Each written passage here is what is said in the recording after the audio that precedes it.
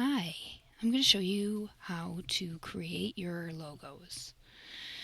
We have our blank template, and here you have all the different icons. Remember what you wanted your vibe to be. Now, I'm going to make a very simple one. When you click on an icon, it'll bring up multiple different icons for you to use. You can choose any one that you want. There's a lot more. You can just keep on clicking the down arrow and more will show up. So I'm enjoying this one. I'm going to make it larger. So you can click one of the circles and make it larger. You can see the purple dotted line that helps you center the image. You can flip it horizontally or vertically.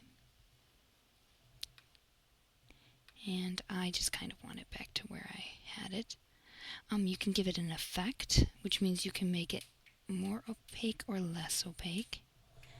And you can also change the color. You can create your own color using the circle with the plus there.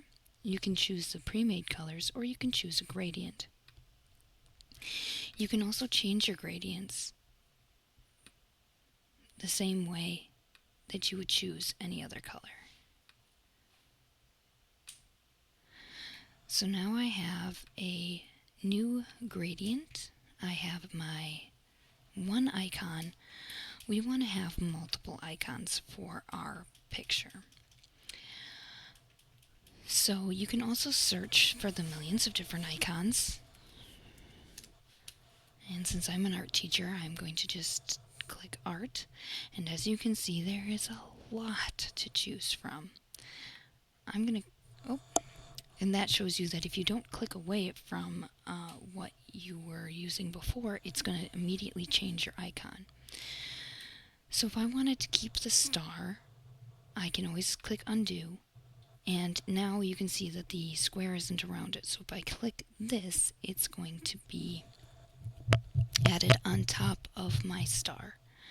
I'm going to make it a little bit bigger. And you can move things around separately, which is nice. I'm actually not enjoying that at all, so that's fine. There's so many different things you can choose.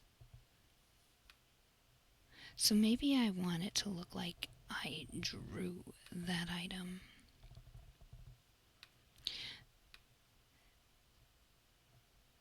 So you can just click and add and move things around however you see fit.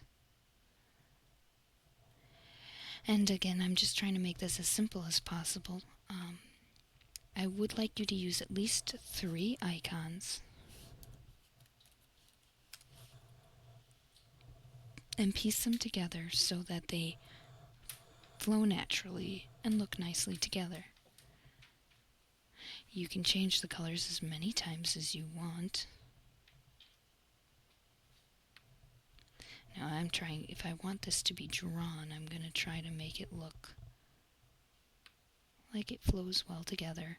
You can angle things using this little button, make them bigger or smaller.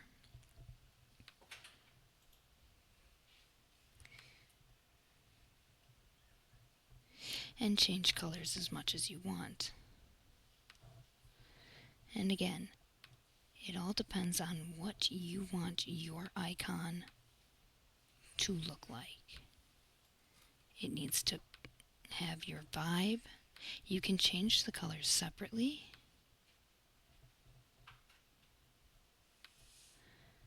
You can change the value, intensity, and each one can be a different color or a different gradient. I'm going to keep this gray because I'm also going to click away and add a background. Your backgrounds can be a transparent background. You can add a gradient, but remember, when you're adding a gradient, it's going to change the way your colors look. So be conscientious about the way your colors look. Does it make it stand out, or does it kind of make it look less interesting? It's very important. Do some of your items fade into the background when you add those colors? You want it to stand out and be interesting. So it's very important to think about the colors that you are going to be using.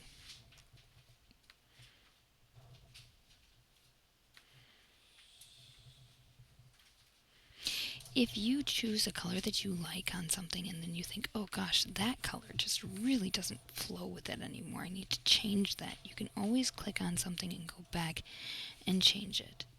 Maybe you decide that, oh, I want it to be solid now. I don't think the gradient works well. You can always change as much as you want by clicking on whatever item you have. We also have different shapes, badges, decorations. Really play around with all the different options. And remember, you need to add your name. So you're going to have to add texts. We have bold texts, modern texts, traditional, handwriting, and funny. The way that the wording works with your picture is also very important. You don't want the lettering to distract from your image. You want it to add to the image. So you double click to edit it, and you write your name.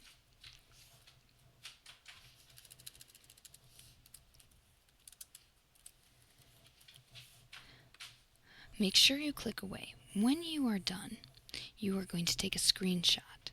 The way you do that is you hit the control button and the button at the very top of your keyboard that has the 2 lines and the square. And when you do that, you'll be able to take a screenshot and it will download directly to your drive.